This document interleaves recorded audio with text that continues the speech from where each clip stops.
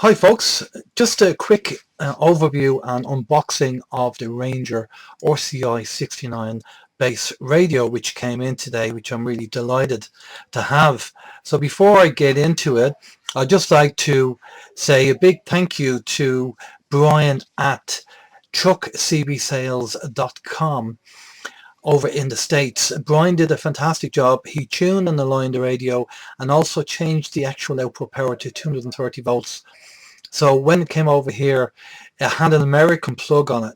So I had to remove the American plug and rewire that with an Irish UK plug, 3-pin, and then plugged it in and it was good to go. And this is it. It's up and running at the moment. So big mention to Brian in truckcbsales.com over there in the States. Now, if you want to order anything from Brian and from his website, you have to have a US address.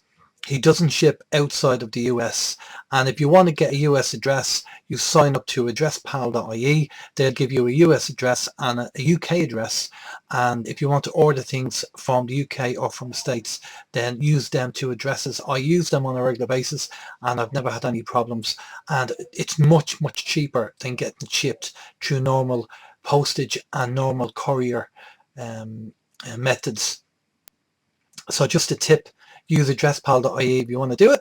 And as I say, this is the RCI 69 bass radio. So I'll just turn up the volume there. There you go. So, okay, so I'm just going to do a little overview of what we have here with the radio. Okay, so it's a 50 watt radio, but it was tuned and aligned by Brian, so I should be able to get 80 watts PEP on the actual radio. So we'll start off on the left hand side, and what we have here is the obviously the RX-TX light. As your key goes red, and then you have the power on and off, and obviously the microphone connector. Then you have the SWR calibrate. So I'm just going to do an SWR for you now. So what we'll do is we'll switch it to key the mic and put it to set, unkey the mic, set it to SWR, and it's 1.1, barely moving there, which is great SWR. So put it down to cal and then switch it back, there's a click there, put it back to RF for the meter. So the next thing beside the SWR and calibrate is the NBANL off, which is the noise blanker, noise limiter.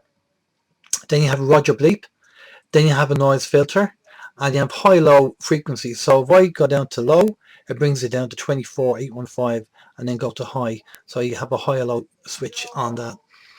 Then you obviously have calibrate. Then you have TB dim. The TB is talkback. So if I switch on the talkback and I go 1 2 1 2 1 2 1 2 1 2 1 2, you can hear the actual talkback there.